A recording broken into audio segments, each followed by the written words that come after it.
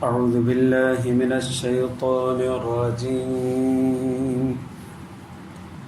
بسم الله الرحمن الرحيم. وأوحى ربك إلى النحل أن اتخذي من الجبال بيوتا ومن الشجر ومما يعرشون ثم كلي من كل الثمرات فاسلكي سبل ربك ذللا يخرج من بطونها شراب مختلف ألوانه فيه شفاء للناس إن في ذلك لآية لقوم يتفكرون. درود شريف. اللهم صل على سيدنا محمد وعلى آل سيدنا محمد. رب زدنا علما ورزقنا فهما. سبحانك.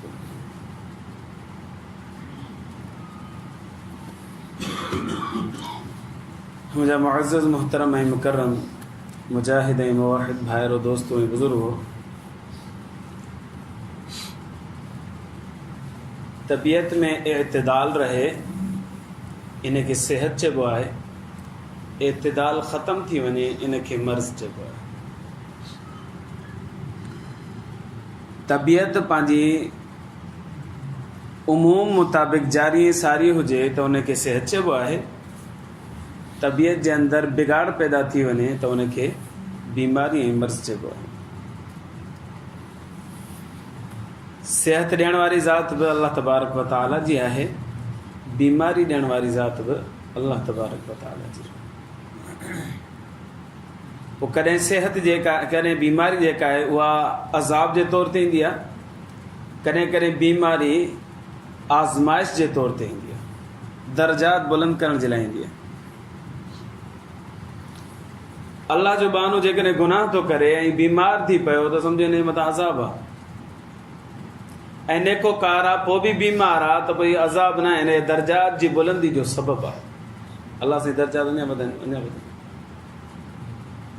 ऐं हर हिकु माण्हू पंहिंजे अंदर खे जाखोड़ करे ऐं ॾिसे ऐं चेक करे त जेकॾहिं मूंखे बीमारी बेसब्रो करे थी पई सम्झो इहो अज़ाब अथसि। जेकॾहिं बीमारी हुनखे कंट्रोल में रखे थी पई ऐं सहण बर्दाश्त जी हुन में कुवत आहे त इहो सम्झो त अल्लाह सां हुनजे दर्जात जी बुलंदी जे लाइ हुनखे बीमारी ॾिनी। शाफ़ी मुतलक़ अल्लाह तबारक व तआला जी ज़ात आहे। शिफ़ा हमेशह किथां ईंदी आहे? अल्लाह जी तरफ़ां ईंदी आहे। जॾहिं अल्लाह हुकुम कंदो तासीर रखंदो शइ में त उहा शइ झटपट फ़ाइदो ॾींदी। न त इलाही माण्हू अहिड़ा हूंदा आहिनि जेके सॼी ज़िंदगी इलाज कराए करे थकिजी पवंदा आहिनि, पोइ बि मथे जो सूर ख़तमु कोन थींदो। वजह छा आहे? अल्लाह तबारक व तआला कंहिं बि शइ में उन माण्हू जे लाइ तासीर कोन रखी जो फ़ाइदो ॾे, लिहाज़ा उहो सॼी ज़िंदगी इलाज कराईंदो रहियो, पोइ बि हुनखे फ़ाइदो ऐं फ़ाक़ो कोन थियो। त हक़ीक़ी शिफ़ा किथां ईंदी आहे? अल्लाह तबारक व तआला जी तरफ़ां ईंदी आहे। हिकिड़ी ग़लति फ़हमी असांजे अंदरि इहा आहे जो असां सम्झंदा आहियूं त असांखे हिकिड़ी शइ खां ई शिफ़ा हितां ई शिफ़ा मिलणु घुरिजे। तरीक़ा इलाज दुनिया जे अंदरि मुख़्तलिफ़ आहिनि, पर असां हिकिड़ी तरीक़े जी तरफ़ लॻा पिया हूंदासीं हितां असांखे शिफ़ा मिलंदी। पोइ नतीजे त अल्लाह तबारक व तआला शिफ़ा उन तरीक़े में न ॿिए तरीक़े में रखी हूंदी आहे। पोइ माण्हू भॼे भॼी भॼी भॼी भॼी थकिजी पवंदो आहे, पोइ आख़िर में चवंदो आहे त सभु डॉक्टर हरामी। असल तरीक़ा इलाज एलोपैथिक बि आहे, होम्योपैथिक बि आहे, तिब बि आहे, इहे तरीक़ा इलाज आहिनि। पर असां सॼी ज़िंदगी डॉक्टरनि जे पोयां पियासीं ऐं असांखे शिफ़ा न मिली। असांजी अलाह सां शिफ़ा रखी हिकमत वटि या होम्योपैथिक डॉक्टर वटि, असां एलोपैथिक डॉक्टर जे पोयां भॼंदा रहियासीं त इन में कंहिंजो ॾोह आहे? असांजो ॾोह आहे, अलाह जो ॾोह आहे। शिफ़ा कोन ॾिनी असांजो ॾोह आहे। इन करे कंहिंखे बि घटि न सम्झणु घुरिजे। हमेशह अल्लाह तबारक व तआला शिफ़ाऊं रखियूं आहिनि, पोइ कॾहिं हकीमनि जे हथ में रखियूं, कॾहिं होम्योपैथिक डॉक्टरनि जे हथ में रखियूं, कॾहिं एलोपैथिक डॉक्टरनि जे हथ में। ऐं कॾहिं बि वरी मायूस बि न थिजे जो बाबा हाणे में शिफ़ा जा दरवाज़ा ई बंदि थिया आहिनि। अल्लाह बिल्लाह ताला।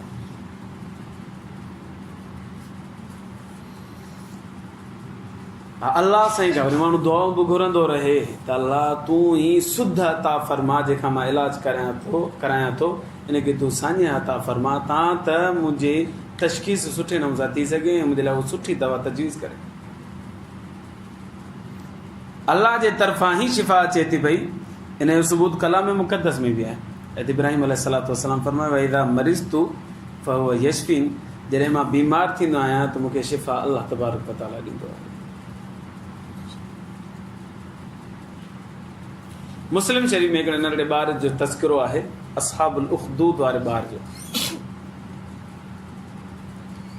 उहो कोढ़ जे मर्ज़ खे हथु लाहींदो त ठीकु थी वेंदो। बादशाह हुन खां पुछियो त कीअं थो ठीकु थिए? हुन चयो मां ठीकु नथो कयां, शिफ़ा ॾियण वारी ज़ात अल्लाह तबारक व तआला। मुंहिंजो कमु आहे हथु फेराइण, इन हथ जे अंदरि तासीर रखणु अल्लाह तबारक व तआला जो कमु। ऐं असांखे हुकुम बि आहे त बीमारी जी दवा कयूं, ईअं न त बसि तवकुल करे वेही रहियो। इहा तवकुल कोन्हे, इहा बेवकूफ़ी आहे। दवा करणु सुन्नत आहे ऐं अल्लाह तबारक व तआला असबाब जी दुनिया में असांखे रहायो आहे, लिहाज़ा सबब इख़्तियार कबो। ईअं न त बीमार थिए वेही रहंदो बाबा इलाज कोन करणु अल्लाह शिफ़ा ॾींदो, ईअं कमु ग़लति आहे। इहा तवकुल न आहे, इहा बेवकूफ़ी आहे। नबी करीम सल्लल्लाहु अलैहि वसल्लम ने इरशाद फरमायो तदावउ, दवा कयो। फ़इन्न अल्लाह तआला लम यज़िअ दाउन इल्ला वज़अ लहु दवाउन, बेशक अल्लाह तबारक व तआला का बीमारी नथो लाहे, गॾो गॾु हुन सां दवा बि लाहे थो पियो, शिफ़ा बि लाहे थो पियो। ग़ैर दाइन वाहिदिन, सिवाय हिकिड़ी बीमारी जे, उहा कहिड़ी आहे? अल हरम, पोड़प। पोड़प जो इलाज न आहे। नबी सल्लल्लाहु अलैहि वसल्लम फरमाया बाक़ी हर बीमारी जो इलाज आहे। आसमान मां ई बीमारी लहंदी न त गॾो गॾु शिफ़ा बि लहंदी आहे। हाणे असांखे शिफ़ा न मिली उहा ॿी ॻाल्हि आहे, पर शिफ़ा लथी आहे। चवंदा न डॉक्टर त बाबा कई मां डॉक्टरनि खां पुछां थो या हकीमनि खां पुछां थो, ईअं जेके इलाज कंदड़ माण्हू आहिनि उन खां पुछां थो शुगर जो इलाज आहे? त कुझु दोस्तनि त अहिड़ो जवाबु ॾिनो, हा कहिड़ो जवाबु, छा आहे? उहो मौत आहे। मौत खां अलावा हिन जो को बि इलाजु कोन्हे, मरी वेंदो न शुगर छॾे वेंदुसि। हाणे कहिड़े कम जी? इन जे करे इहो सम्झणु त शुगर जो इलाज दुनिया में न आहे, इहा ग़लति आहे। दुनिया में इलाज अची चुको आहे, असांखे कोन मिलियो आहे। असांजी रसाई हुन इलाज ते अञा कोन थी आहे। लिहाज़ा नबी सल्लल्लाहु अलैहि वसल्लम जो फरमान हक़ ऐं सचा। अल्लाह जे रसूल सल्लल्लाहु अलैहि वसल्लम जेको बि फरमायो बिल्कुलु पथर ते लकीर आहे त आसमान मां ई बीमारी लहंदी आहे त गॾु गॾु शिफ़ा बि लहंदी आहे। हाणे शिफ़ा असांखे हथु कोन आई, उहा ॿी ॻाल्हि आहे, बाक़ी आहे लथी ज़रूरु आहे। तदावो, दवा कयो। फ़इन्न अल्लाह तआला लम यज़िअ दाउन इल्ला वज़अ लहु दवाउन, दवा कंदा कयो, छो करे बेशक अल्लाह तबारक व तआला नथो लाहे का बि दवा मगर उनजी, का बि बीमारी नथो लाहे मगर गॾो गॾु उनजी दवा बि लाहे थो पियो, शफ़ा बि लाहे थो, सवाइ हिकिड़ी बीमारी जे। उहा बीमारी कहिड़ी आहे? पोड़प। पोड़ो माण्हू चए मां जवान थी वञा, इहो कॾहिं कोन थो थी सघे। नबी करीम सल्लल्लाहु अलैहि वसल्लम जिन शयुनि खां फ़ाइदो वरितो, चंद हिकु ज़िक्र करणु घुरां थो। नंबर 1, माखी। नबी सल्लल्लाहु अलैहि वसल्लम जन खे ॾाढी पसंदि हुई। अल्लाह जो रसूल सल्लल्लाहु अलैहि वसल्लम शौक़ सां इस्तेमालु फरमाईंदा। इन जे बारे में क़ुरान में लिखियो पियो आहे, सूरत नहल 14 सिपारो आयत नंबर 69 में लिखियलु आहे फ़ीही शिफ़ाउल लिन्नास, माण्हुनि जे लाइ अल्लाह साईं माखी में शिफ़ा रखी आहे। पुराणे दौर जे अंदरि माण्हू खंड जे तौर ते इनखे इस्तेमालु कंदा, कंहिं बि शइ खे मिठो करणो माखी विझोसि। हाणे डॉक्टर ॿुधाईंदा त बाबा ही मर्ज़ अथव, जेका आहे खंड जेका आहे बीमारी अथव, न इस्तेमालु कयो। पोइ बि असां मुड़ूं कोन था, इस्तेमालु पोइ बि खंड ई कंदासीं। स्लो पाइज़न, डॉक्टर चवंदा हुआ स्लो पाइज़न बचो हिन खां। हिकिड़े डॉक्टर जो कमु हुजे, मूंखे चई महिरबानी कयो साईं, तूं 2 मिंट अचो, मां हुनजे घर वियुसि। सही साल बिल्कुलु अलहमदुलिल्लाह सेहतमंद हुजे। चांहि खणी आयो त चांहि बिल्कुलु फिकी, दिलि में चयो मां आराम करे, असांखे त शुगर कोन्हे। पर पोइ ॾिठो त हू डॉक्टर आहे, हुनखे ख़बर आहे त बाबा हीअ जेका शइ आहे, हीअ खंड जेका आहे किनी शइ आहे, बीमारी आहे। इन करे शायदि हुन इस्तेमालु करणु छॾे न, मूं चयो बि कोन। खंड खां बचणु घुरिजे, खंड जी जॻह ते माखी इस्तेमालु कजे। माखी में शिफ़ा आहे, अल्लाह जे कलाम में लिखियलु आहे। पुराणे दौर जे अंदरि माण्हू कंहिं बि शइ खे महफ़ूज़ कंदा हुआ त माखी में विझी छॾंदा, बिल्कुलु महफ़ूज़ रहंदी। तव्हांखे हिकिड़ो अजीब ॻाल्हि ॿुधायां, जेकॾहिं असां हींअर अंब लहनि पिया त तव्हांजो बि अंब असां ऊन्हारे में खाऊं था, सियारे में नथा खाई सघूं, अब खाई सघो था पिया। माखी खणो थोरी घणी, उन में 10, 15, 20 जेतिरा अंब रखी सघो रखो, सियारे में डिसंबर में कढो, जहिड़ा तव्हां महफ़ूज़ हाणे कंदव न ओड़ा ई कढंदो, बिल्कुलु कंहिं क़िस्म जो ख़राबु कोन थींदो। तव्हां सियारे में अंब खाई सघो था पिया इन तरीक़े सां। माखी जे अंदरि ॿियनि तरीक़नि सां बि इस्तेमालु थी सघे थो। इस्तेमालु कीअं कीअं कजे, कई तरीक़ा बुज़ुर्ग ॿुधाइनि था पिया। 16 तरीक़ो ॿुधायां। गरम पाणी, नीम गरम पाणी करे उन में हिकिड़ो चमचो मिलाए माण्हू पी छॾे, ईअं बि इस्तेमालु करे सघिजे थी। नंबर 2, ज़ाहिरी धकु लॻल आहे, फट लॻल आहे ऐं ख़राबु थी वियो आहे, अलार्म करे एक्सीडेंट थी पियो आहे, त उन ते मलम जे तौर ते माखी खे हणोसीं, इनशाला ठीकु थी वेंदो। कंहिं बि मलम हणण जी ज़रूरत कोन्हे, इहा हणोसि। अख में तकलीफ़ आहे, अख में तव्हां माखी विझी छॾियो, ओरिजिनल हुजे, सही हुजे, सुठी हुजे, तव्हांखे ख़बर हुजे त बहितरीनु शइ आहे, नई ओरिजिनल आहे, तव्हां अख में विझो, इनशाला अख जी बीनाई बि तेज़ थींदी ऐं गंद किचड़ जेको हूंदो उहो बि साफ़ु थी वेंदो, निकिरी वेंदो। पर थोरी कोराईंदो ज़रूरु, थोरो तकलीफ़ ॾींदो, 1-1.5 मिंट खां पोइ वरी सुकून थी वेंदो। माखी इस्तेमालु कजे, नबी सल्लल्लाहु अलैहि वसल्लम अल्लाह साईं फरमाए थो, हिन में शिफ़ा आहे। नंबर 2, ज़मज़म इस्तेमालु कजे, शिफ़ा जो ज़रियो ज़मज़म भी आहे। नबी करीम सल्लल्लाहु अलैहि वसल्लम ने इरशाद फरमाया, माउ ज़मज़म लिमा शुरिब फीही, ज़मज़म जो पाणी जंहिं नियत सां पीबो, अल्लाह साईं उहा नियत क़बूल फरमाए। हाणे जेकॾहिं नियत आहे शिफ़ा जी त शिफ़ा मिलंदी, जेकॾहिं नियत आहे औलाद जी औलाद मिलंदी, नियत आहे तरक़ी जी, माना ड्यूटी में तरक़ी जी तरक़ी थींदी, नियत आहे ख़ुशहाली जी ख़ुशहाली थींदी, नियत आहे रिस्क में वाधारे जी त वाधारो थींदो। जंहिं नियत सां पींदो, नबी सल्लल्लाहु अलैहि वसल्लम फरमायो, उहा नियत क़बूल फरमाए। माउ ज़मज़म लिमा शुरिब फीही, जेके बुज़ुर्ग अल्लाह जा बाना जेके हज करे था अचनि, उमिरो करे था अचनि, इन नंढड़नि प्यालनि में पीआरींदा आहिनि, इन एतिरनि ॿिनि चुस्कनि खे बि घटि न सम्झणु घुरिजे। हीअं सम्झो त सोन खां वधीक क़ीमती शइ आहे इहे 2 चुस्कियूं आबे ज़मज़म। अबू ज़र ग़फ़ारी रज़ी अल्लाह ताला अन्हु मदीना मक्कतुल मुकरमा में आयो, मके खां कुझु परे हिन जो ॻोठु ग़फ़ारी क़बीले जो रहंदो हुयो, थोरो परे। अबू ज़र ग़फ़ारी ख़बर पई त नबी सल्लल्लाहु अलैहि वसल्लम हिकिड़ो मक्कतुल मुकरमा में माण्हू आयो आहे जेको नुबुवत जो दावो करे थो पियो, वञासि मिलासि सही, आयो मक्कतुल मुकरमा। नबी सल्लल्लाहु अलैहि वसल्लम नओं ऐलान फरमायो नुबुवत जो, चारों तरफ़ मुखालिफ़त ई मुखालिफ़त हुजे। हीअ हज़रत अबू ज़र ग़फ़ारी रज़ी अल्लाहु अन्हु जीअं आयो त हाणे केरु सुञाणेसि कोन पियो, परेशान हुजे, छा कयां, कंहिंसां ॻाल्हायां थो त मथां विड़ी न पियो, चारों तरफ़ मुशरिक ई मुशरिकनि। पोइ हज़रत अबू ज़र ग़फ़ारी रज़ी अल्लाह ताला अन्हु इन सोच में हो त कॾहिं मुलाक़ात थी वञे पंहिंजो पाण, बाक़ी मां ॻोल्हींदुसि कोन, कंहिंखां पुछंदुसि त मसइलो थींदो मुंहिंजे लाइ, थी सघे थो को मुशरिक हुजे विड़ी पए मूंसां। पोइ जेसीं मक्कतुल मुकरमा में रहियल हुयो, तेसीं आबे ज़मज़म जो पाणी पींदो हुयो। हिकिड़े किताब में पढ़ियो, हिकिड़े किताब में शायदि फ़ज़ाइल अमाल में लिखियलु आहे, तो 3 ॾींहं उते रहियो, ऐं हिकिड़ो ॿियो किताब में पढ़ियो, 40 ॾींहंनि ताईं रहियल हो, ऐं 40 ॾींहंनि ताईं आबे ज़मज़म पींदो रहियो, हुनखे खाधे जी ज़रूरत कोन पई। खाधो हुनजो ईअं सम्झो त आबे ज़मज़म हुयो, पीतो बि हुनजो आबे ज़मज़म हुयो, कंहिंखां ॻाल्हाइण जी नौबत न आई ऐं कंहिंसां ॻाल्हाए बि कोन पियो, इहा ई हुनखे मिलंदो रहियो, बसि उन ते ज़िंदगी गुज़ारियो, कंहिं बि क़िस्म जी हुनखे तकलीफ़ न थी। अल्लाह जे रसूल सल्लल्लाहु अलैहि वसल्लम फरमायो, एतिरा ॾींहं तूं जॾहिं मुलाक़ात थी, साईं फरमायो एतिरा ॾींहं तूं हिते रहे, तूं खाए पीतो छा?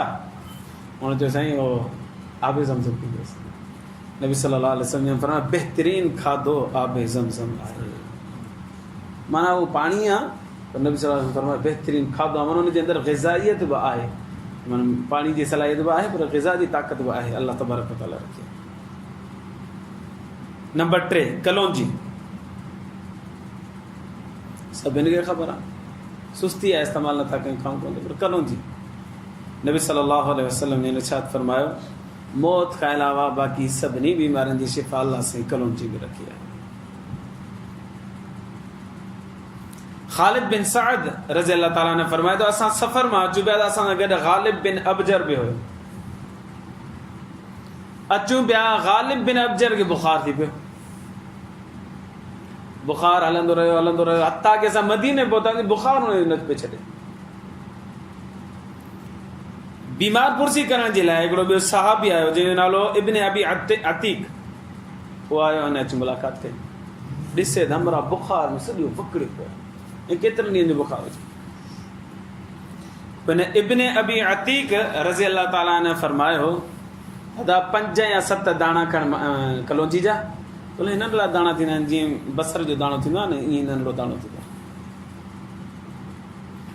5 या 7 दाणा खण कलोंजी जा, उन्हनि खे पीसे करे उन में ज़ैतून जो तेल मिलाए ड्रॉप्स ठाहे छॾ, 3-4 कतरा हिन पासे नक में विझी, 3-4 कतरा हिन पासे नक में विझी, इंशाअल्लाह अल्लाह से बीमारी खां शिफ़ा अता फरमाए।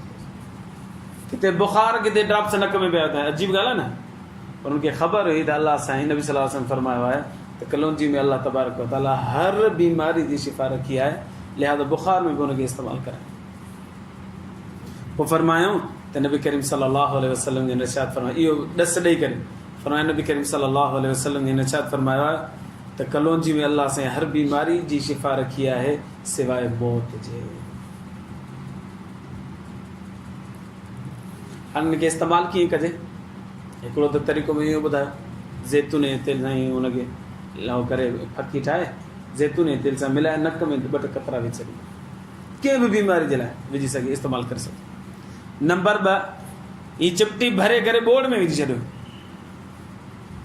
ॿोड़ नुक़सान ते कोन थींदो, ज़बरदस्त ॾस आहे। हूअं त माण्हू खाए वारा केरु गिलास भरे करे, सुस्ती जो दौरु आहे न, पुॼंदो ई कोन असांखां, हीअ पई हूंदी न पासे में, पोइ बि कोन खाईंदासीं। इन करे औरतुनि खे घर में ॾेई छॾियो ऐं तेरी प्यालियूं में भरे ॾेई छॾिजे, जेॾी महिल ॿोड़ पचाए जिते ॿिया गरम मसाला विझो था न, चिपटी भरे ही बि विझी छॾियो, बसि अल्लाह तबारक व तआला घर में सभु बीमारियूं ख़तमु कनि फरमाए। हिकु माण्हू ॿोड़ खाए थो, हिकु माण्हू खे इन जी शिफ़ा पुॼंदी इंशाअल्लाह।